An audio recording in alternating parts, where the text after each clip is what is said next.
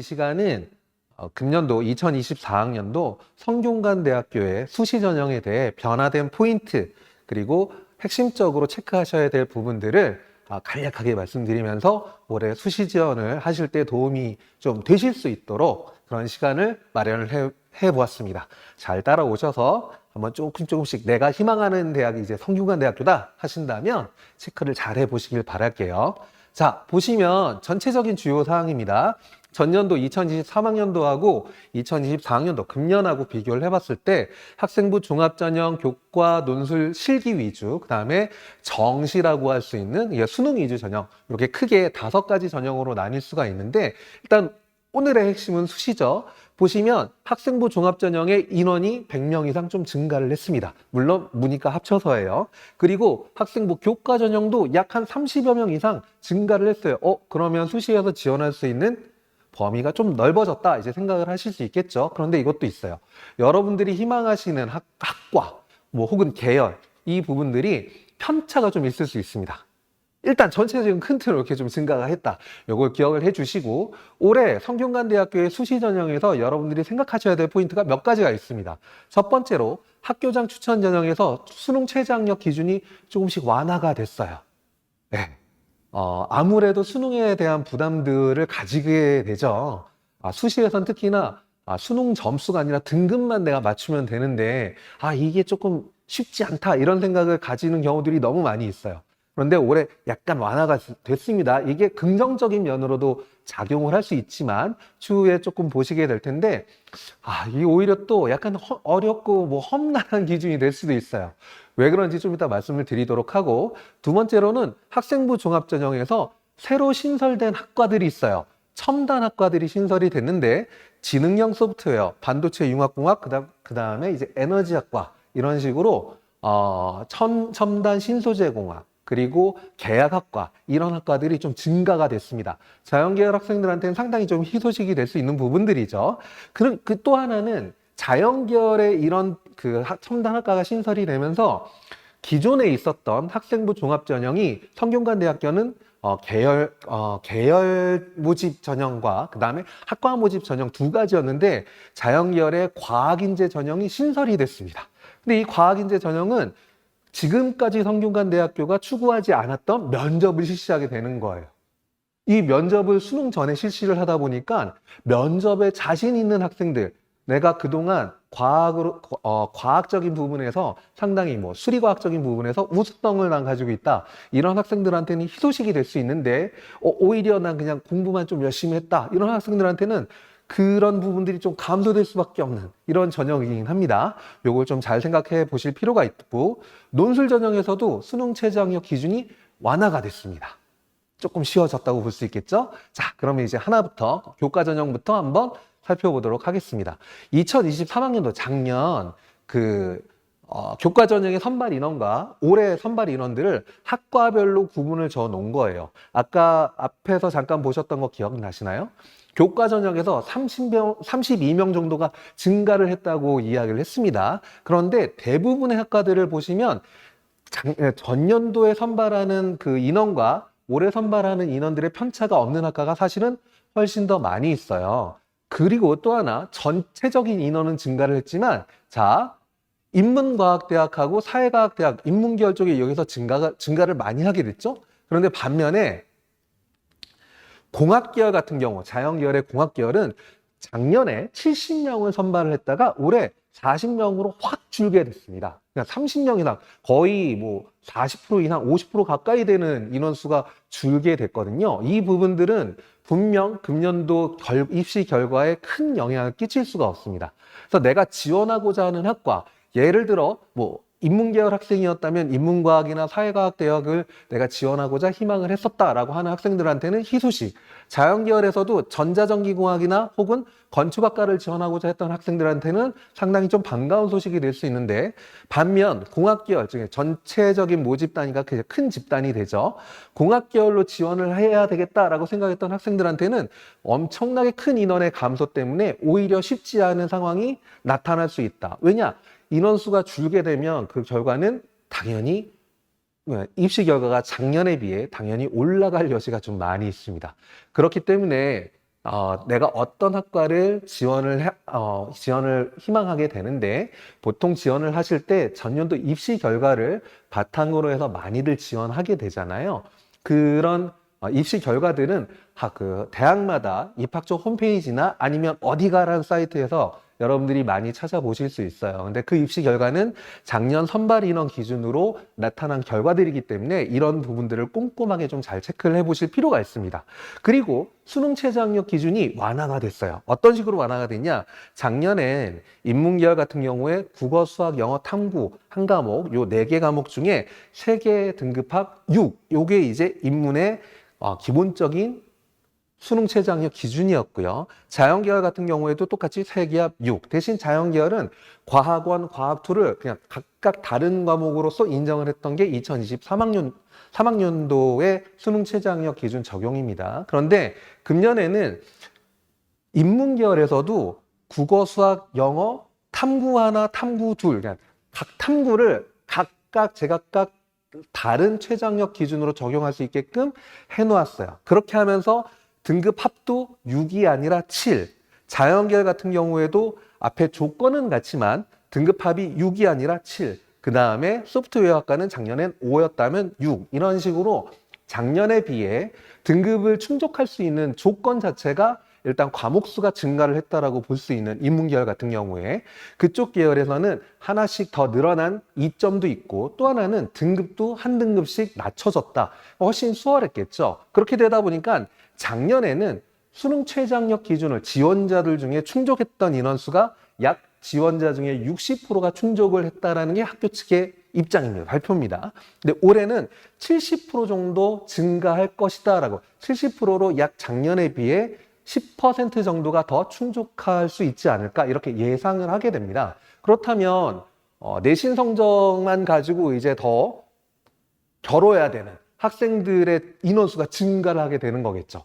거기에다가 앞서 말씀을 드린 것처럼 인문계열 같은 경우 혹은 자연계열에서도 모집 단위가 줄어든 학과들 혹은 뭐 계열들 이런 쪽은 더 치열할 수밖에 없는 겁니다. 그래서 조심하셔야 될 게 올해 공학계열입니다.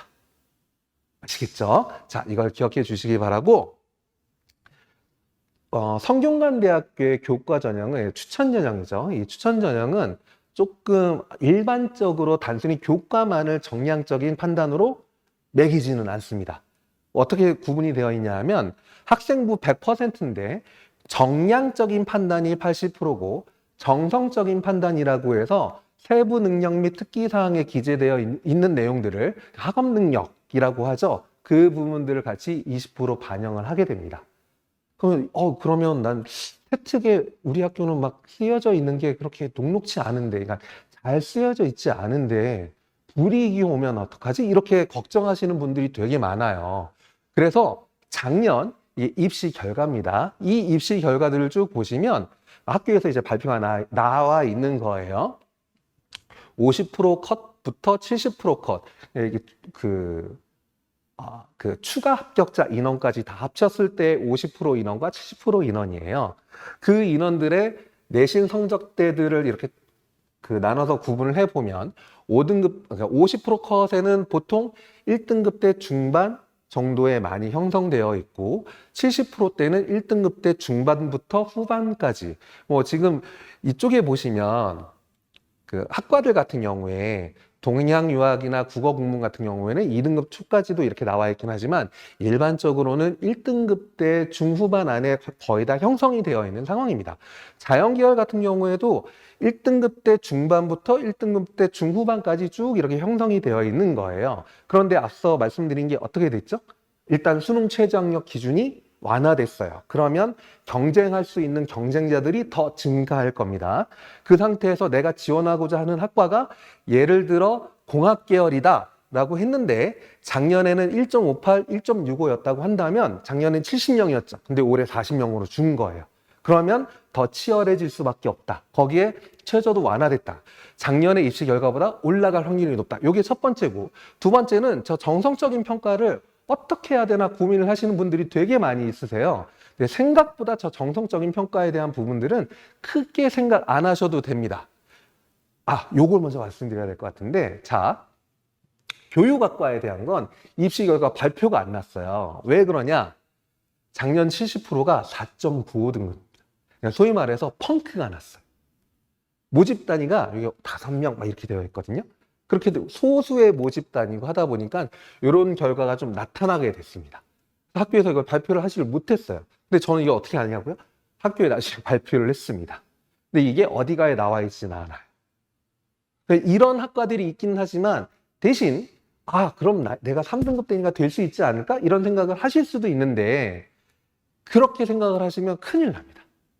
보편적인 가이드 선상, 지금 50%, 70%라고 발표가 되어 있는 이 학과들의 평균적인 성적대들을 바탕으로 내 성적 라인이 어느 정도에 포함되어 있는지를 보시고 지원하시는 게 가장 합리적입니다.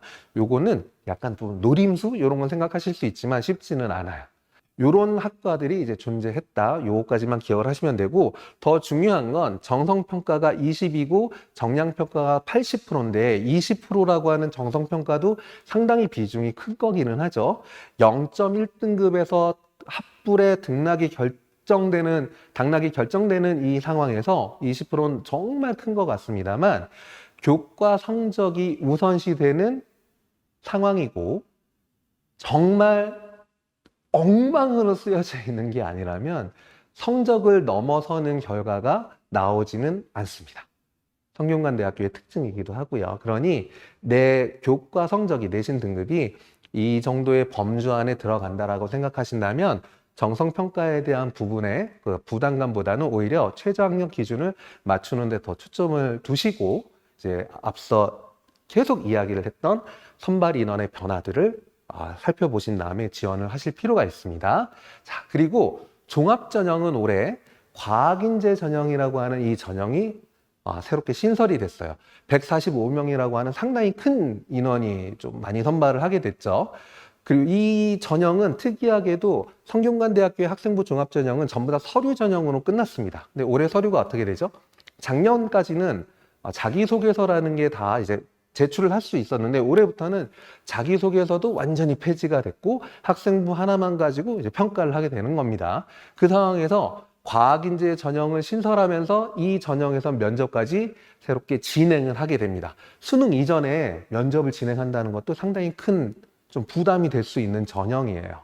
보통 이런 전형 같은 경우에 어떻게 생각을 하느냐 하면 수능에 대한 부분들을 더 부담 없이 자신의 실제 가지고 있는 실력들을 뽐낼 수 있는 학생들을 좀 더 바란다. 학교 측의 입장에서는 이렇게 해석을 할 수가 있어요. 소위 말해 약간 좀 특목고 학생들을 바라는 게 아닐까? 이런 해석이 좀 가능하다고 볼 수 있습니다. 그 다음에 선발 인원들 쭉 살펴보시면 이렇게 구분이 좀 돼요. 작년하고 올해하고 편차들이 나타나는 학과들이 있습니다. 예를 들면 종합전형에서 앞서 교과 전형에서는 인문계열의 인문과학과 사회과학 대학들의 인원들이 조금씩 증가했죠. 그런데 종합전형에선 확 줄었습니다.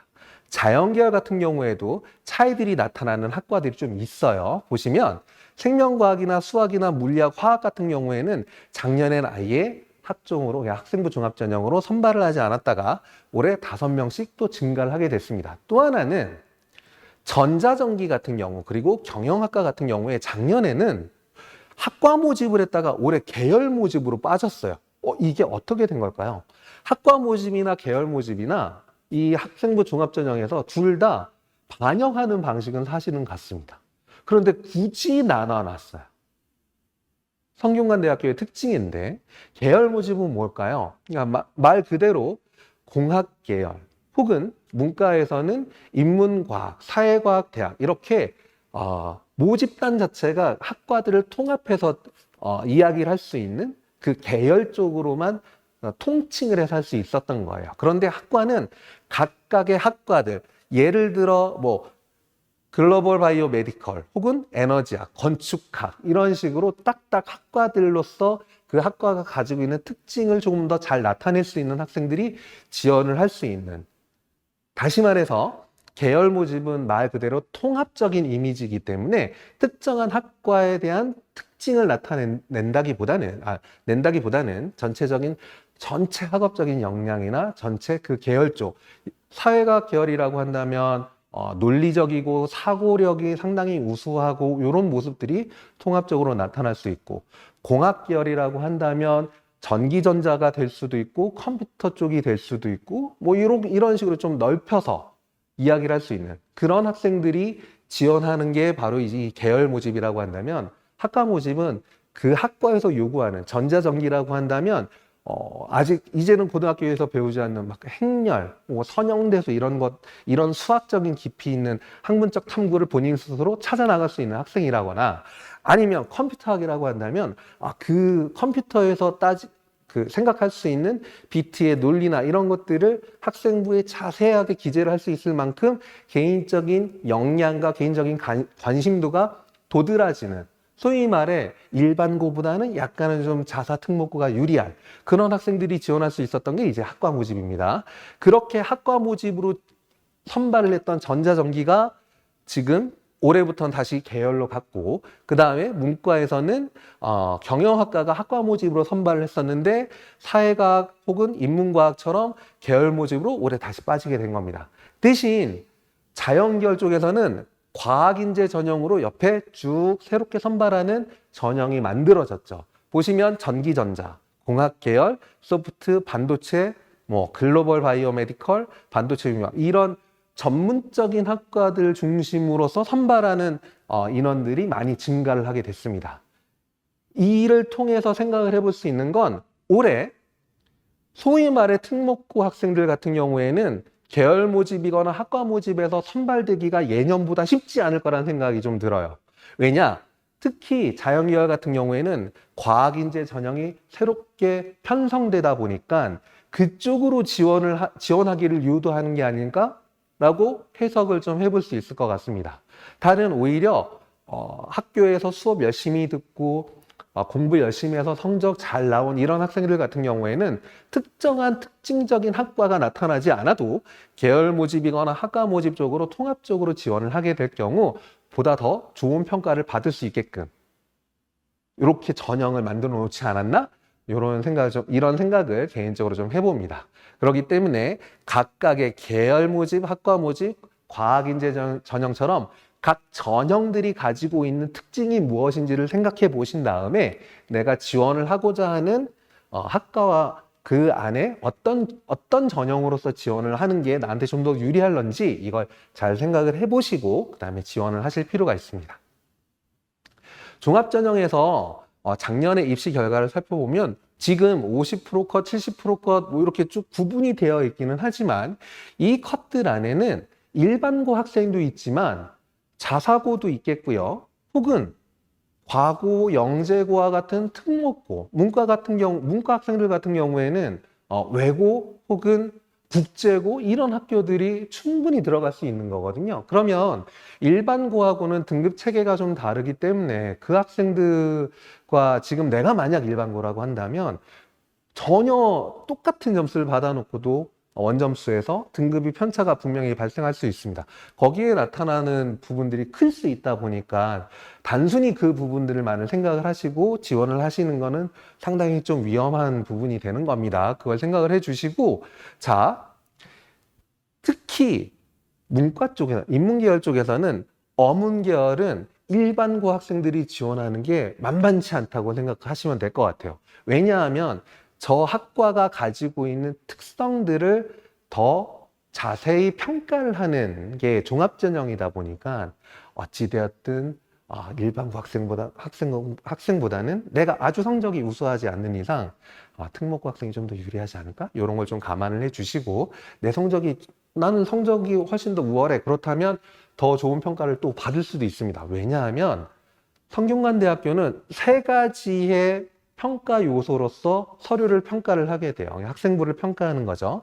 학업 역량, 개인 역량, 잠재 역량이라고 하는 3가지 평가 요소로 평가를 하게 되는데, 학업 역량은 학월의 수월성 이런 부분들입니다. 그리고 개인 역량은 뭐 전공의 적합성 이렇게 얘기가 나와 있는데, 사실은 학업 역량하고 개인 역량이 2가지를 합쳐서 그냥 학업이라고 치시면 돼요. 이 학업의 수월성, 학업의 충실성이라고 하는 게 결국은 성적입니다. 그 성적 안에 관심사에 대한 부분들은 내가 어떤 과목을 선택했는지 정도가 나온다고 보시면 돼요. 그래서 성균관대학교는 성적이 좋은 학생을 훨씬 더 선호한다. 아시겠죠? 이걸 꼭 기억해 주시고, 물론 이것도 되게 중요합니다. 잠재 역량에서 자기 주도적이고 발전 가능성. 그러니까 내가 어떤 학습적인 면이거나 탐구 활동을 해 나갈 때 자기 스스로 계획을 하고 주제를 잡고 그 주제에 따른 계획을 하고 그리고 그 설계 과정에서 본인의 또 능력을 충분히 발현시킬 수 있고 뭐 이런 모습들이 이제 잠재 역량이 될 수 있는 것들이거든요. 그렇게 평가할 수 있는 게 내 서류에 드러나 있는지 그걸 꼼꼼히 한번 체크해 보시고 성균관대학교에 적합한지 이거 한번 판단을 해 보실 필요가 있을 것 같습니다. 자, 성균관대학교의 논술 전형은 인원 변화가 사실은 크지 않은데 새롭게 신설해서 선발하는 학과들이 몇몇 개가 있어요. 글로벌 융합학과는 꼭 문과라고 볼 수는 없지만 일반적으로 문과 학생들이 좀 많이 지원을 할 수 있습니다. 글로벌 융합학 학부가 2024학년도에 10명을 새롭게 논술로 선발하게 되고 자연계열 쪽에서는 지능형 소프트웨어, 그러니까 지금 새롭게 신설된 학과들이죠. 반도체 융합, 에너지학 이쪽에서 새롭게 학생들을 좀 더 선발합니다. 대신 이제 공학계열 같은 경우에는 또 여기서 10명 정도가 감소를 했죠. 네, 이런 부분들을 기억을 하실 필요가 있고요. 수능 최저학력 통과 비율들이 이렇게 나타나 있습니다. 작년 기준인데 작년 같은 경우에 2023학년도에 인문과학 같은 경우 40명을 선발을 했었는데 40명을 선발하는데 지원 인원이 3,400명이었어요. 어마어마하죠. 그래서 경쟁률이 뭐 실질적인 경쟁률을 따지고 보면 요건 실질 경쟁률, 명목적인 경쟁률이라고 하는 게 이 전체 경쟁률이 86.25대 1. 그러니까 80명 중에 1명 뭐 이런 식으로 선발이 됐던 거예요. 근데 이 학생들 중에 3,450명 중에 수능 최저 학력 기준을 통과한 비율이 약 30% 정도밖에 되지 않았습니다. 그러니까 3,450명 중에 1,000명 정도만 통과를 한 거예요. 그렇게 되다 보니까 실질적인 경쟁률은 처음 경쟁률 86대 1에서 최종 경쟁률 25대 1. 25대 1도 되게 크기는 하지만 86대 1에 비해서는 어마어마하게 낮아진 거죠. 그만큼 수능 최저학력 기준이 상당히 중요합니다. 논술 시험장에 가보시면 아시겠지만 원래 수험표가 쫙 이제 붙어 있겠죠. 내 책상에. 그런데 텅텅 빈 곳들이 되게 많아요. 왜냐? 최저를 못 맞춰서 시험을 안 보러 간 학생들이 되게 많은 거예요. 수능에 대해서 끝까지 잘 준비를 해 나가실 필요가 있다. 그걸 꼭 기억을 해 주시고 올해는 최저 기준이 약간 한 등급씩 이제 완화가 됐습니다. 탐구도 각각의 탐구 하나, 탐구 두 개를 각각 반영하다 보니까 좀 더 폭넓게 내가 최저 기준을 통과할 수 있을 환경이 됐어요. 그렇게 되다 보니까 실질 경쟁률은 작년에 비해 올라갈 여지가 분명히 생깁니다. 그 부분들도 약간은 좀 감안하실 필요가 있고요. 마지막으로 이건 학생부 종합전형 쪽에 좀 많이 해당이 되는 내용이죠. 의예과와 사범대 스포츠과학 그리고 올해 새롭게 신설이 된 과학인재 전형에서 면접을 진행하게 됩니다. 의예과 같은 경우에도 수능 이전에 그 학과 모집으로 해서 면접을 실시하게 되는데 의대는 MMI 면접이라 그래서 3개의 방에 각각 들어가서 상황에 대한 질문들을 받고 그 상황에 대처하는 능력으로서 이제 MMI 면접을 진행을 하게 돼요. 상당히 난이도가 높고 곤란한 질문들을 막 하게 됩니다. 내가 어떤 답변을 하게 되면 그 답에 대한 꼬리 질문들을 막 면접관들이 하세요. 거기서 당황하면 답을 이제 못 하게 되고 약간 좀 어버버하게 되는 그런 상황이 나오겠죠. 그러면 또 가차없이 거기서 상당히 좋지 못한 결과까지 이어질 수 있습니다. 면접이 정말 중요해져요. 그걸 꼭 기억을 해주시고 사범대학과 스포츠과학 같은 경우에는 약간 그 인적성 면접이라고 보시면 돼요. 이런 면접들이 진행이 되고 과학인재 같은 경우에는 문제풀이입니다. 그래서 사전에 이제 문제를 딱 주게 되면 그 문제를 받고 난 이후에 거기서 풀고 앞에 들어가서 이제 구술 면접이라고 보시면 돼요. 푼 문제에 대한 해답을 찾는 것들로. 아시겠죠? 이 면접들이 쭉 진행되는데 내가 그동안 공부를 열심히 했던 학생들, 그리고 나 스스로 고민도 많이 해봤고, 내가 어떤 문제에 대해, 혹은 어떤 질문에 대해 충분히 나의 생각들을 이야기할 수 있는 학생들이라면 다 이 부분들도 이어나갈 수 있는, 헤쳐나갈 수 있는 그런 부분들이라고 생각이 듭니다. 그냥 너무 크게 걱정을 하지 마시고 자신감을 갖고 끝까지 잘 완주를 해 나가신다면 올해 여러분들이 희망하시는 이 성균관대학교에 꼭 좋은 결과로 이어지실 수 있으리라 장담합니다. 아시겠죠? 네. 좀 짧은 시간 안에 막 여러 가지를 말씀드리려고 하다 보니까 저도 막 에베베 하면서 막 말이 꼬인 게 있어요. 잘 경청을 해 주시는 부분들이 분명히 있으실 테니까 앞서 몇 가지 포인트 말씀드렸던 거, 인원의 변화, 각 전형들마다, 그리고 새롭게 신설된 그 전형에 따라서 어떤 차이점들이 있는지, 그리고 수능 최저학력 기준의 변화가 어떤 영향을 끼칠런지, 이 세 가지 포인트는 분명히 기억을 하시고 난 뒤에 올해 수시 원서 접수를 하실 때 참고하셔서 잘 지원을 해 주셨으면 좋겠습니다. 네, 그럼 저는 또 다음 시간에 더 좋은 다른 이야기로 또 만나 뵙도록 하겠습니다. 감사합니다.